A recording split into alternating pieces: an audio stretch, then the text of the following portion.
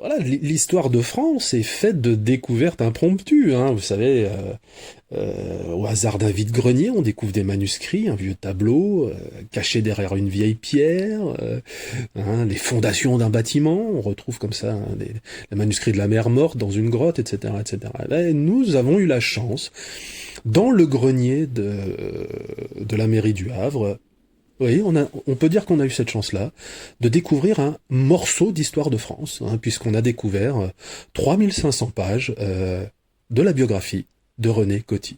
Alors, évidemment, c'est pas Louis XIV, hein. C'est la petite histoire de France, hein. C'est la récente. Bon, voilà, on se souvient de Mendès France pour son verre de lait. René Coty, on s'en souvient pas. En fait, on s'en souvient pour rien. Et c'est dommage d'ailleurs parce que c'est quelqu'un d'intéressant au final, hein, donc qui méritait en tout cas d'être mis en avant, et c'est ce que nous avons souhaité faire. Alors même l'histoire elle-même est rocambolesque, hein, la découverte de ces manuscrits s'est faite il y a 5 ans. Donc un déménageur, en fin de compte, on avait décidé de béner toute la merde qu'il y avait dans le grenier de la mairie du Havre, et là en fait tout en haut d'une immense étagère, en fait il y avait un très très vieux carton, et donc l'étagère était absolument branlante, hein, c'était une très vieille étagère en bois, et donc le carton est tombé sur le déménageur. Bon, un peu plus de 2,50 m, il est resté presque 2 ans et demi en arrêt maladie, hein. Bon, heureusement, c'était quelqu'un du privé, hein, donc ça a pu se régler plus facilement. Donc 3500 pages sur la gueule, donc éparpillées partout sur le sol, et là on s'est dit, mais bon sang, on a là en fait des manuscrits, un témoignage direct écrit de la main de René Coty, quoi.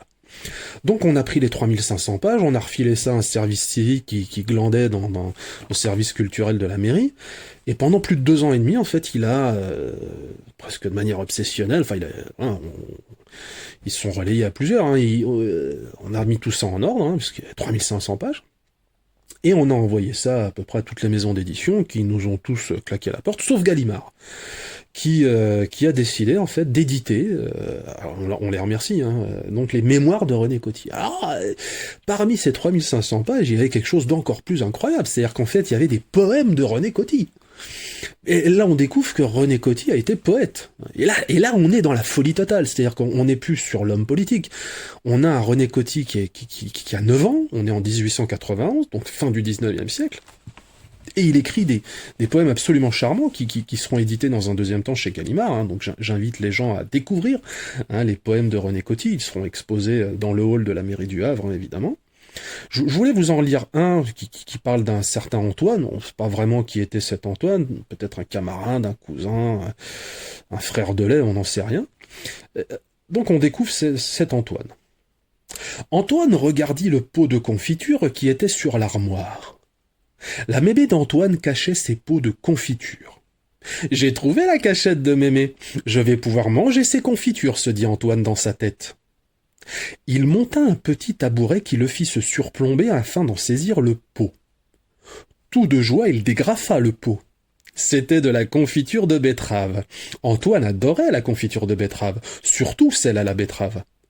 Il y trempa goulûment sa main dans le réceptacle et s'en nappa le gosier goulûment. C'est ma Madeleine de Proust, se dit le jeune garçon de 5 ans. Mémé est sale, mais j'adore ces confitures. Les poèmes de René Coty enfant, bientôt chez Gallimard.